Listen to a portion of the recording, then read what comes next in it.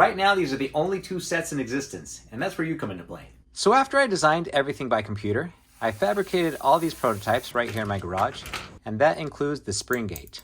But with your support, we're going to have these professionally made, and instead of having them water jet cut, we'll create a die to forge them out of aluminum. Once they're formed to the proper shape, the next step would be to get them anodized.